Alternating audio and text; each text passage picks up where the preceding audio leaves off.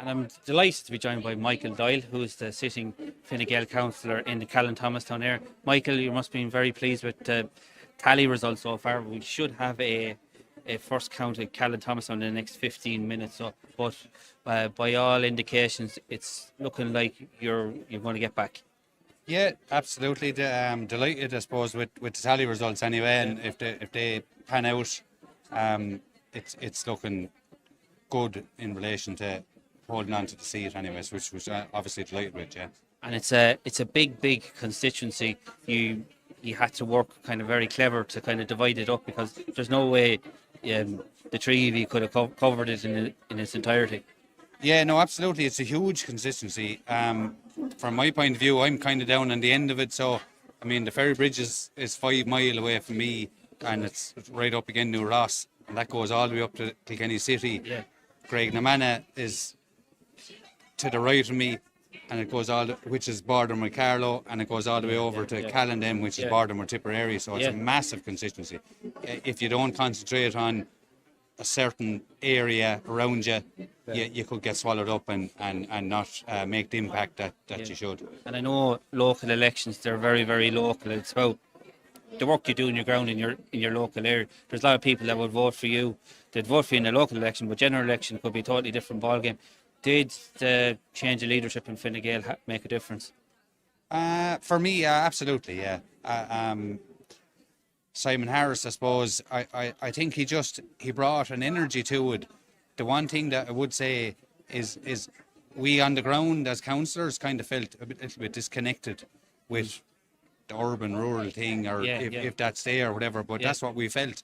But immediately once Simon was Taoiseach, he there was a WhatsApp set up, and his head advisor was added to that straight away. Okay. So he knew exactly what the issues were on the ground. Right.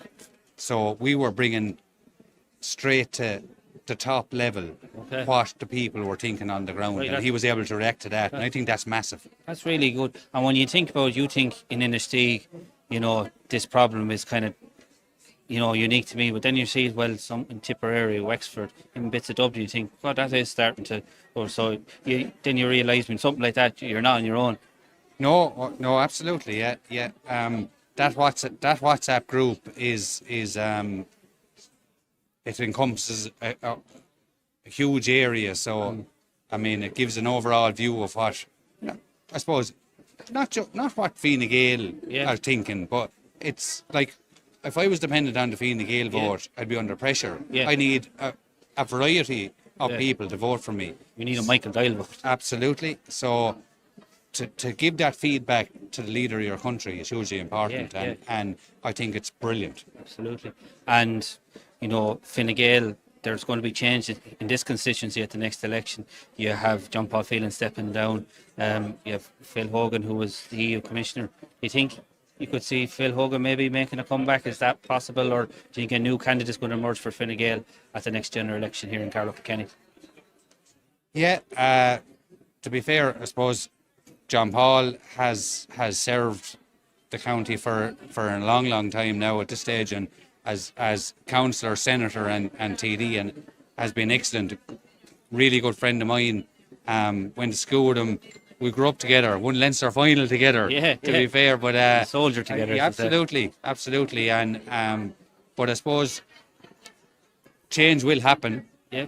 Would I like to see Phil Hogan back? Absolutely. Yeah. I think he would be unbelievable for the county. Yeah. He's a huge loss, unfairly treated by both government parties, I thought, at the time. I know it was during COVID and stuff, but definitely we had the highest position ever held by an Irish commissioner. Yeah, absolutely. And our own had to... Which was so important with the whole Brexit negotiation. Had to knock him, and it was hugely important. So, but at the end of the day, I'd say Phil Day is done with politics, and there will be change.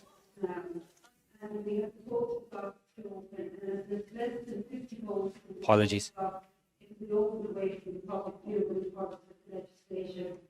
And now going to start communicating on the Callan Thomastown Electoral Area.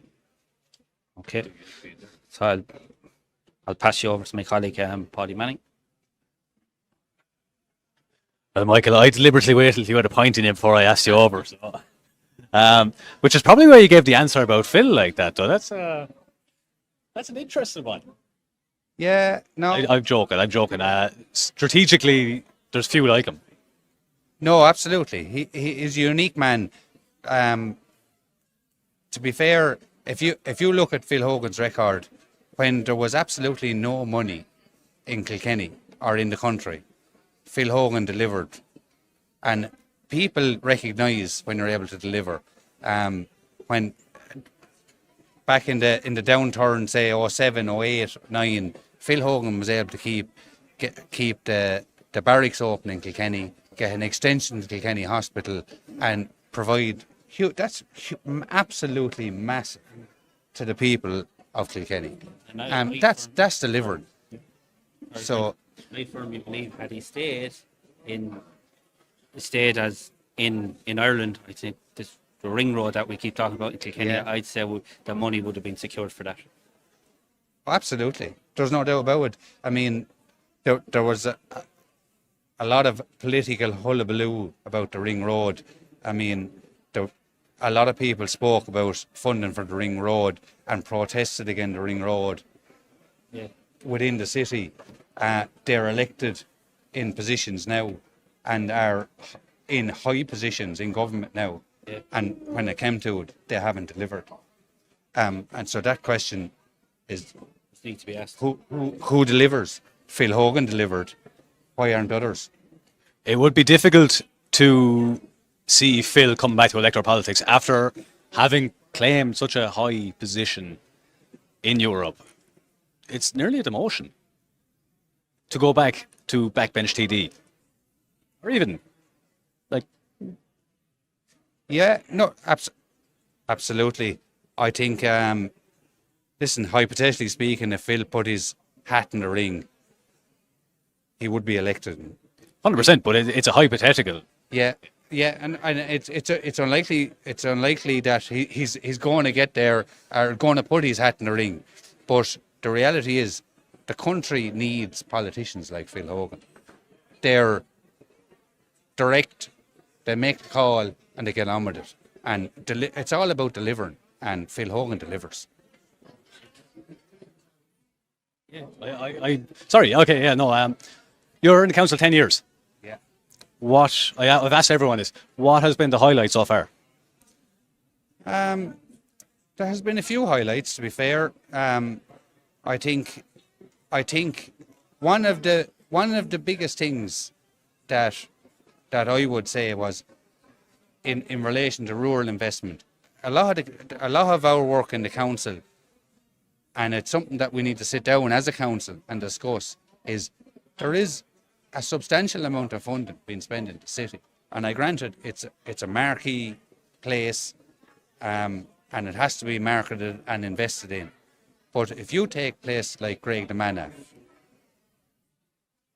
a rural place, or a place like Innisteague, a rural place, Thomastown, all those areas, if you invest in those areas, it's massive.